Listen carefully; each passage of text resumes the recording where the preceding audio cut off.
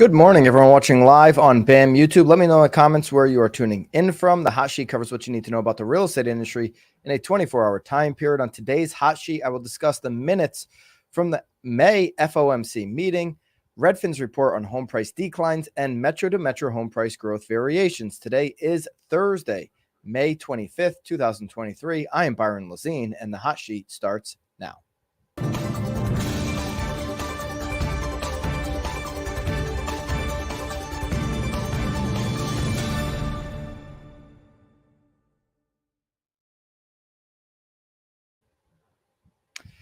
All right, welcome back. It is a Jay Powell day. We're going to get right into these FOMC meetings. But first, if you are a fan of the Hot Sheet, if you've been following along for some time, I promise you will want to be a part of BAMX. We have the link below, and the Hot Sheet code for you gets you 15% off the annual subscription. Become a better agent. Everybody tells you what to do in BAMX. We actually show you how to do it. We have monthly course uploads, live streams, as well as a private Facebook community. So use the code HOTSHEET down below to get 15% off your annual subscription, and I'll see you in the private Facebook group. All right, hit the thumbs up, and let's get into Jay Powell. They released their minutes yesterday from the May meeting. Okay, so earlier this month, the May meeting was held on May 2nd and May 3rd. And now we have the cliff notes from that meeting. It's a 12-page PDF document. I will link it below in the daily download where you can get all of the slides. I've got 9 slides today and all of the sources that we use on this show. If you sign up once, you get everything sent to you for absolutely nothing every single day, whether you're on the live stream or not. All right, let's get into the bullet points of what the Fed said in their minutes and then how that relates to housing. There's some specific quotes I want to address on housing, which we didn't have in the last meeting download. Federal Reserve officials agreed unanimously to lift rates, of course, during this May 2nd, May 3rd meeting, but they were split on whether they would need to raise them in June. Okay, so the June meeting is coming up on the 13th and the 14th. So in the afternoon of the 14th, when Jerome Powell gets up and gives his speech, we will know if we are having another rate hike or potentially a pause, which was originally the anticipation that we would have a federal rate hike pause. Let me know quickly in the comments whether you want to see pause, hike, or cut on the federal interest rate. Okay, so others believe they would need to lift rates in the months ahead because they expected progress returning inflation to 2% could continue to be unacceptably slow. Okay, so they're trying to get to that 2% number. That 2.5 is not going to cut it. They keep saying 2. And so they're not getting there fast enough, apparently, for some Fed chair members. We've got Courtney saying start the cuts now. William Burton from Charleston says pause. Fed raised its benchmark federal funds rate by a 0.25 percentage point to a range between 5 and 5.25, of course. It was marked the 10th consecutive increase since March 22nd. And it marked the high point, okay, the high point before they started pausing after the great financial crisis. Okay, so if you look, and we shared a chart a few weeks, probably around this time, May 2nd to May 3rd. Let me see if I can find it really quick. They paused for a considerable amount of time at this same 5 to 5.25 mark during the right after the financial crisis. Okay, I'm sure I'm going to be able to get it. Just bear with me for a second here. And that pause, now we are even with that pause that we had from back then. So if we go up 0.25 point, we're going to exceed any federal interest rate that we've had in decades. Okay, this is matching the highest, and if we go up from here, we will be exceeding the highest that we've had in decades. I'm not finding that chart. I'll try to find it here before the end of the show and flash it. Yeah. All right. If you're not part of the daily download, you should definitely do that because you get all of these sent right to your inbox every single day. And anyway, we'll go back to that. Maybe I'll be able to find that in a little bit. Okay, Let's go over to what the Fed has said about housing in particular. So the Federal Reserve is back to putting housing in their crosshairs. They put housing into a recession when they started raising interest rates. That was their goal. Now they've been kind of diverted off with tech and banks, and they're back talking about housing here yesterday. Lower rent increase from lease renewals last year are slowly making their way into the inflation data, but most recently, a rebound in the housing market is raising questions about how sustained those lower rent increases will be. Listen, they're saying lower rent increases, so they're saying rent is still going up. We've been talking about here the last 30 to 45 days evidence that rent is actually going down month over month. Okay, so they're saying rent increases continue because they're looking at old data. They look at a 1980s survey that started in the 1980s, and they're typically like 18 months behind on their rent data. I know some markets are different. You may argue in the comments, hey, my market rent is going up. It's accelerating up. Across America, rent is actually going down, but I digress here, okay? While housing prices actually have less of a short-term effect on rents than one might think, this upturn in the housing market, which comes even with significantly higher mortgage rates, has raised questions about whether the benefit from the slowing in rent increases will last as long as we have been expecting. Ultimately, what the Fed is saying there is, okay, the housing market has remained surprisingly strong in terms of home values as they jacked up interest rates. I mean, just look at the last 2-3 months as an example. Case-Shiller and many others have reported that in February, home prices month over month started going up again. That's only after a 6 or 7 month over month home price decline nationally. Okay, so the Fed's saying, wow, housing is really strong. There's, for as little inventory as we have, certainly we into the affordable price ranges, there's multiple offers, there's people bidding this up, and that's at 7% interest rates, and 6.5-7% interest rates. So what they're saying is, can rent this positivity we've seen with the rent prices, can this continue long term? They're worried about that. Obviously, rent makes up over a third of inflation. So we really want to see rent come down so that number will follow. Okay. Credit remained broadly available in the residential mortgage market for high credit score borrowers who met standard conforming loan data, but credit availability for households with lower credit scores remained tight. This is right out of the Fed meeting minutes, and this is something that will continue throughout the rest of the year. The mortgage industry is a mess. Okay, so credit is going to continue to tighten all year, more so in commercial banking. But when we look at residential, it's going to get a little bit tighter. It's certainly nowhere near 2008. It's another indicator that we're not anywhere close to a market like that. If you look at the amount of credit that was available during that time, it is 10, 20, 30 times greater than the credit available to good borrowers today. Okay, so we are continuing to be in a tighter situation than we've been in at any point in the last 20 years in terms of money available with the mortgage industry. Okay.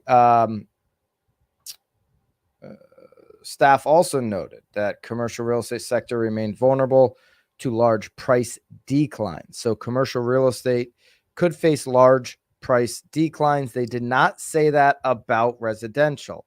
This possibility seemed particularly salient for office and downtown retail properties, given the shift towards telework in many industries. Okay, we've been following a lot of these offices and the sharp declines there. You're already seeing a whole bunch of discounts on office shopping, and that should continue as the trillions of dollars of worth of loans become due for a refinance. It's going to be very difficult to refinance an office loan at 7% interest rates, and maybe they get a better interest rate because they're big ballers or whatever. But when you're looking at 60% vacancy or 60% occupied, 40% vacancy, the numbers tend not to work. So commercial, the Fed is saying, certainly in the crosshairs. Now, Bank of America just came out yesterday, and they said that, listen, they think that commercial's in a tough spot, but it's not an economic collapse. Here's the quote from Bank of America researchers: CRE challenges are real and significant,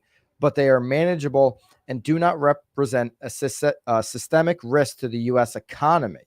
Okay, so Bank of America is less bearish than that of, say, Morgan Stanley, who does believe it's going to provide a systemic risk to the U.S. economy, particularly regional banking, that there's going to be more of these regional banking issues that fall out as more commercial falls out. Fed Chair Jerome Powell has largely kept rate-setting committee united since inflation surged 2 years ago, with only one dissent since the central bank began unwinding its pandemic-era stimulus policies at the end of 2021. The Fed minutes illustrated how it could grow more difficult, however, to maintain a strong consensus in the coming months. Obviously, there's 12 members of the committee. They want to have a consensus coming out of these meetings where it's like we all feel strongly about increasing or we all feel strongly about pausing. The reason why they want a consensus is because history will tell us all. In a year, if the decision, if the wrong decision was to raise the rate or to pause the rate,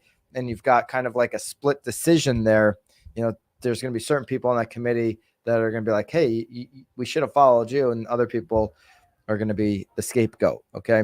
The written summary of the meeting revealed a broad contours of brokered hawkish pause in a monetary policy tightening cycle, likely led by Powell.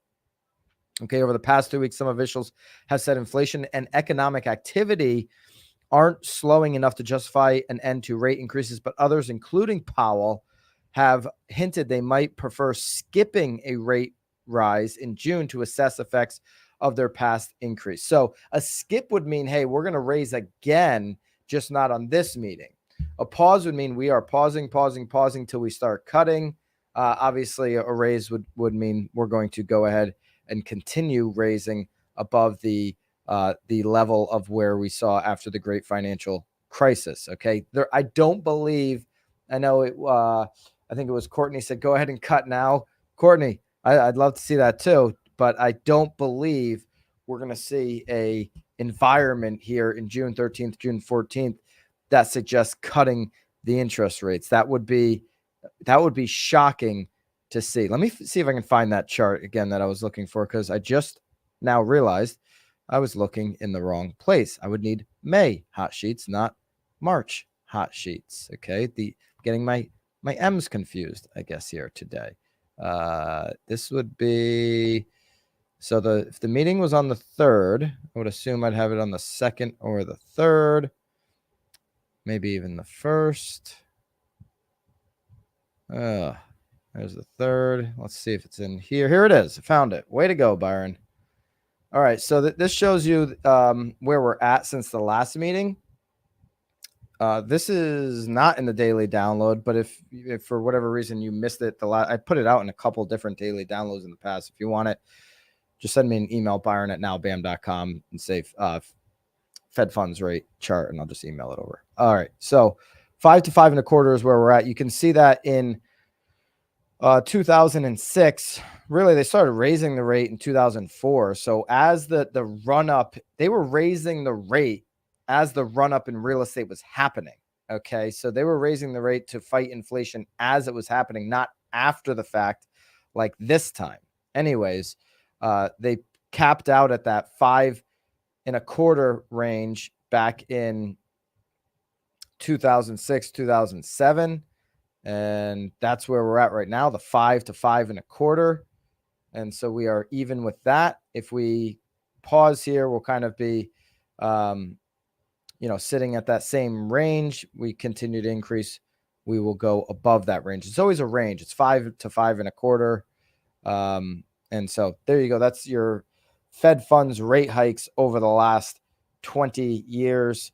We're basically back at the highest level, certainly that we've seen since then. And potentially, if we continue to raise, depending on how they feel about the economy, we could exceed that level before we start to cut. We'll find out June 13th to June 14th. Big takeaway here is the Fed does have housing back in the crosshairs, and in their language, just here in the minutes and as well as during their speeches the last couple of days. I'll leave you with this. Fed Governor Christopher Wallace said yesterday, number one, a rebound in the housing market is raising questions how sustained these lower rent increases will be. And number two, this upturn in the housing market, which comes with significantly higher mortgage rates, has raised questions about whether the benefit from the slowing in rent increases will last as long as we have been expecting. Okay. I believe we're going to see a quarter four, especially with where we're at on this 30-year fix right now. If that sustains, that you will see things kind of drop back down to some corrective months in quarter four. Redfin says that this is their report yesterday, or the day before rather, reveals the largest annual home price decline in over a decade. But does this data tell the whole story? Okay, so a new Redfin report shows, and this is on nowbam.com. You can get it down below in our daily download as well. New Redfin report shows a 4.1% annual drop in median home sale price for April, falling from $425,000 to $408,000. Texas markets are holding up relatively well, while pricey California metros and pandemic hotspots like Boise and Salt Lake City are seeing the biggest home price declines. Okay, so like NAR, Redfin uses median home price trends as a key housing market indicator. Okay, but it's a good thing KCM founder Steve Harney is back on Twitter, because these numbers have limited value in today's market, and Steve's going to explain why. First, let me show you the chart from Redfin. Home prices posted biggest drop since 2012 in April, year over year. Okay, so we know the home prices have been going up month over month, but when we look year over year, we're now at a 4.1% decline. Obviously, in April, this is last year, March, April, this is when the interest rates started going up. Okay, so now we're seeing that year over year data, not great data to look at. And Steve Harney, the founder of KCM, so glad that he's back on Twitter. Don't leave Twitter, Steve. We love you over there. He says this about Redfin using median sale prices in this market. Realize Redfin uses median sales price as a reminder in a market like this, median values are worthless. As evidence, I can give you the Center for Real Studies at Wichita State University analysis of median sale prices. The median sale price measures the middle price of homes that sold, meaning that half the homes sold higher, half the homes sold for less. Okay, so it's the exact middle. While this is a good measure of the typical sale price, it is not very useful for measuring home price appreciation. Okay, so if we're talking typical sale price in a community, Steve's saying, yeah, let's go look in Wichita State University. Let's go look at the median for the typical sale price. Okay, and I like to look at that for me personally. I like to look at that for affordability, right? If you can get homes under the median, that's going to signal more affordable options for that particular community. Every community's got a different median sale price, right? But he says median sale price is not very useful for measuring home price appreciation because it is affected by the composition of homes that have sold. So an example, if more lower price homes have sold recently, the median sale price would decline. Okay, if more lower price homes are selling, if that's where the inventory sits, okay, hard to get that scenario right now, but if that were the case, then that median sale price would decline because the middle home is now a lower priced home. Even if the value of each individual home is rising, their example is this market exactly. More lower price homes are selling. So he's saying the majority of the buyers right now, that's where they're competing in the affordable price ranges, which is pulling overall median home price down. You don't have the white hot luxury market that you did 12, 18, 24 months ago. Okay. Now your market may be an outlier to that, but generally speaking, what Harney is saying here is luxury isn't as robust and hot as it was coming right out of the pandemic, where buyers were like, I don't care, get me out of the city, I'll take it, let's go, let's roll, $1.5 million, see you later, let's go. Home values are actually increasing month over month. We've been talking about that for weeks here on the hot sheet. It's almost every repeat sales index says this. Case-Shiller, FHFA, Freddie Mac, Black Knight and CoreLogic, and that trend will continue throughout the spring. We know that to be true just based off of what we're seeing. Okay, so that tweet from Steve was on May 22nd. I've actually got that for you in the daily download. I just cut it out as a little chart and I put the date in the top right hand corner. I'm gonna try to start putting dates on some of these, so when you do refer back to them, you can have that timestamp. But that's available for you to kind of take a look. All right, let's take a look at the rest of this Redfin data. Obviously, their data is showing a 4.1% year over year. We just explained why Steve doesn't consider that a great data point. New listings fell to second lowest on record in April. Monday, if you missed Mondays, we did a whole update on where we're at on inventory and new listings. Obviously, new listings are trending towards a record all-time low this year. And here is the just devastating downhill battle we are on new listing data. All right. Pending home sales fell 21% year over year in April. But again, we're trending at a record all-time low for new listings. Hard to get these numbers up when you have new listings in the toilet. Bidding wars eased in April. Okay, they eased in April, but nearly half of home offers still face competition. Okay, so nearly 50% of homes are in multiple offer situations. Okay, the monthly share of Redfin home offers that face competition seasonally adjusted.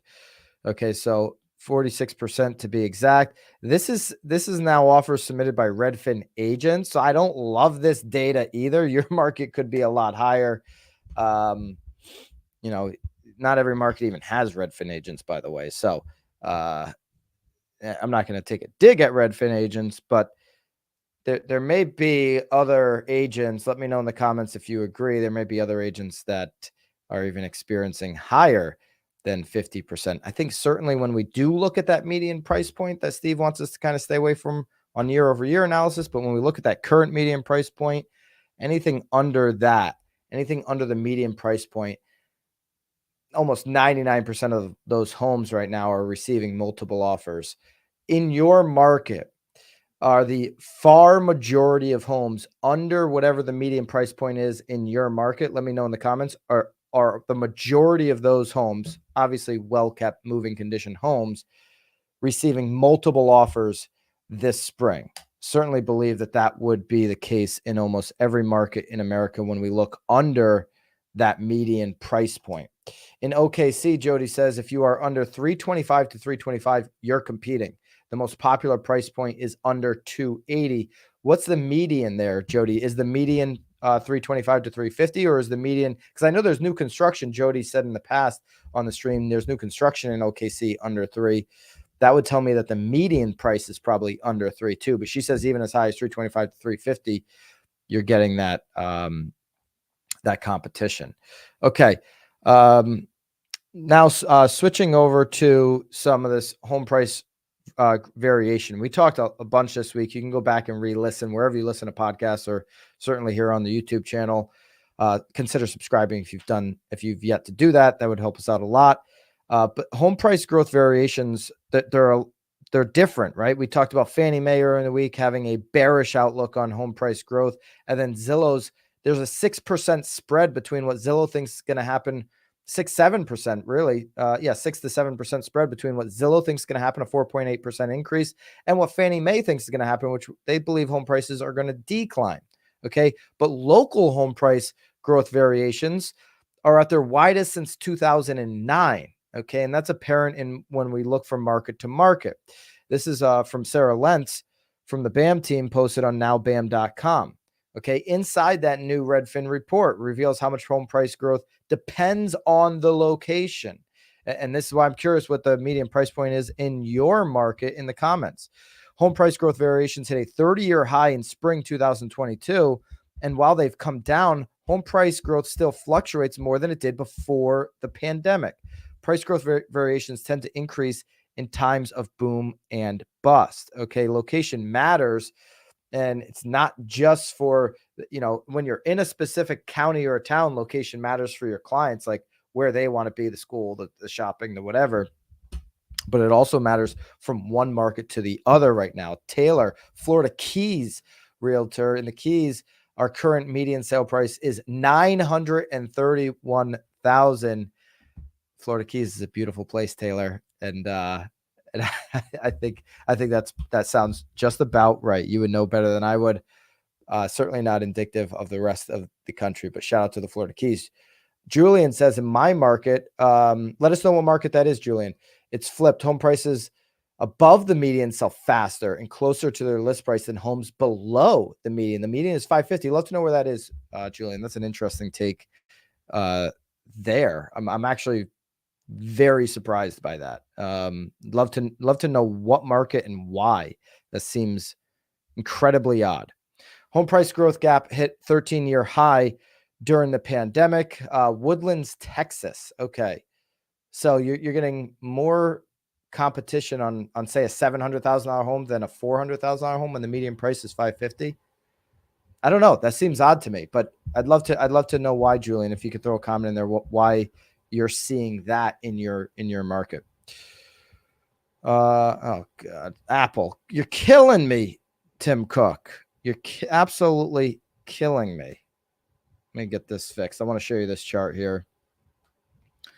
Once I can get the display fixed on the iPad. Ever since they did these new iPad updates, it has been a nightmare, Apple. An absolute nightmare trying to use your product. I might have to go to Microsoft, even though I think Microsoft just had some big hack or something. If I was only headline reading on that, so I didn't read the whole story. I don't know if that's even true, but I did see some type of potential hack on Microsoft. Anyways, back to the chart here. Thank you, Tim Cook. There we go. Home price growth gap hit a 13-year high during the pandemic. So you can see Miami at a 10.9% home price growth. Okay. San Francisco negative 10.1%. So what Redfin is saying here, and this is a source from S&P Case-Shiller Home Price Index, the gold standard, is that this is the highest gap from market to market. It's a 13-year high gap, and it was hit during the pandemic. Okay, this average home price growth. Let's take a look at some of these locations. Okay, Seattle to Miami. Okay, so metros with some of the biggest differences. First, the San Francisco one we just showed you, 10.1% year over year, while Miami was 10.9%, near record high. That's a 21 percentage gap, nearly the widest in 3 decades. But let's take a look at some of the other big ones, okay?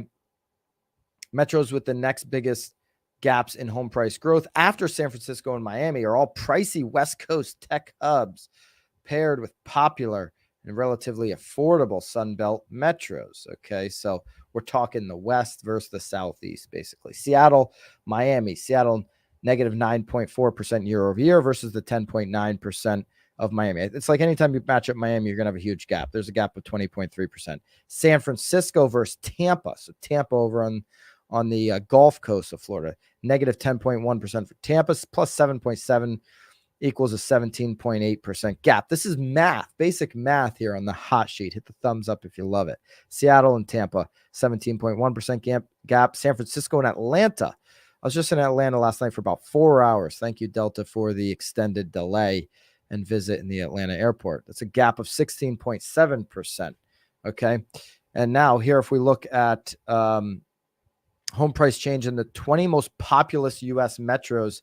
Here you go. This is a year-over-year home price change. Miami leads the pack at 10.9, Tampa 7.7, Atlanta 6.6, Charlotte 6, Cleveland 3.9, Chicago 3.6, New York 3.6, Boston 2.2, Dallas 2, Detroit 1.5. That's the top 10. The other 20 are down below in the daily download. You got to go to number 13. This is the most populated places here, top 20 most populated places. You go to 13 in Denver before you start seeing negatives. And then when you get to the bottom there, number 20, San Francisco at negative 10.1%. So when you look at these home price growth macro. We're covering the macro here a lot.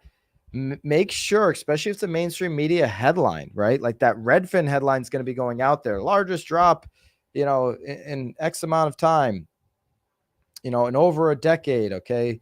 When they're talking about that year over year, 4.1%. You got to combat that in your market locally with what's happening. What are the prices in my market? Here's what they're doing. Like Julian was saying, if you could put Julian, I think Julian responded. I'd love to know what was going on. Here's what's happening in Woodland. Here's what Steve Harney says about how we need to track median price points so that you take the fear out of the consumer on what's going on with that median price point, that year over year number. Last month average LP SP percent, list price sales price percentage on 200,000 to 399 is 98.3%. 600 to 799 was 100.1%. Wow. Okay. So great data there from Julian on Woodlands, Texas. Thank you for sharing that. And so that's a great headline right there for him to put out to his database, for him to put out to his, email, newsletter, whatever. Right.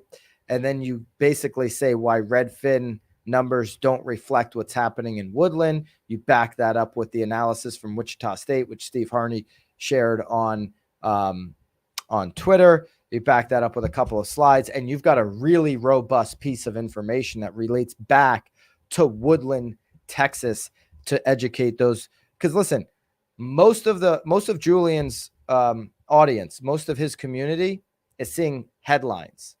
They're seeing mainstream media numbers. They're not seeing necessarily what Julian is seeing at his fingertips unless you, the market expert in your market, tell them about it and break it down and bullet point it out and use some of these charts that are here. Say, hey, this is what's going on macro, but this is what's going on locally. We shared the quote yesterday from Ivy Zellman. I think it was yesterday where Steve Harney actually shared it on Twitter. Let me see if I can find that. Of course I won't be able to, but it was a great quote from Ivy Zellman. I'll read it right now for anybody that missed it. Let me just pull it up, about the macro versus the micro market and why looking at both of them is ultra important. If you're following the hot sheet, you're in that camp, obviously. But this is why we need to share this too, because this is why we need to get more agents, more real estate attorneys, more lenders over here on the hot sheet. Let me find this. Come on. I've been doing way too much searching here today. I apologize about that. Okay, here we go. We would never suggest that a real estate company could be successful without fully understanding local market trends, but ignoring macro trends or assuming they do not carry the same weight would be an equally erroneous suggestion. In our experience, the most effective industry leaders appreciate the appropriate balance between the two ends of the spectrum. Ivy Zellman, of course, a Hall of Fame institutional investor and equity analyst in the housing market.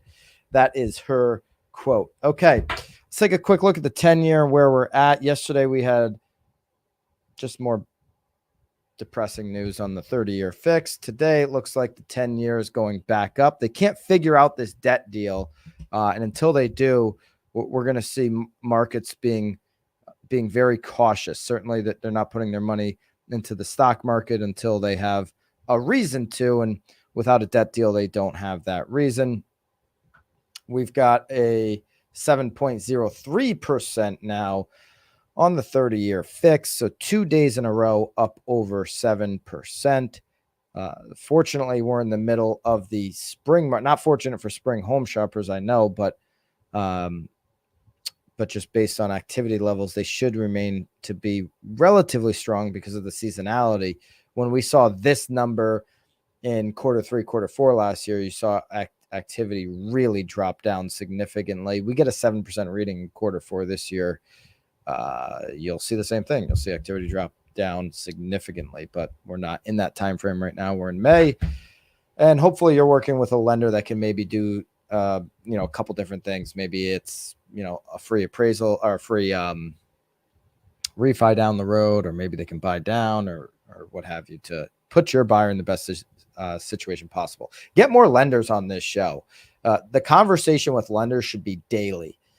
if you're a good lender right now, if you're a good mortgage broker, you should be talking to your clients, your real estate agents, and your clients daily. I think lenders should be on the phone even more than agents right now, because agents are out on a lot of showings. Lenders should be making probably 200 phone calls a day. Listen, lenders, I love you guys, but you are in the office all day, so you can literally make a lot of phone calls. And I know there's a lot of lenders that are doing just that. We've got a walkthrough premiering on the channel today at 5 p.m. If you haven't done so yet, definitely sign up for BAMX below. And we'll finish with Dawn's market. Also, I think it's Kaufman County, Texas. Her specific zip in Kaufman County is heavy with below median new construction. The MLS median for new is 429, but this zip code is 360,000, and we have new at below 250,000. Just even to hear that, I love it.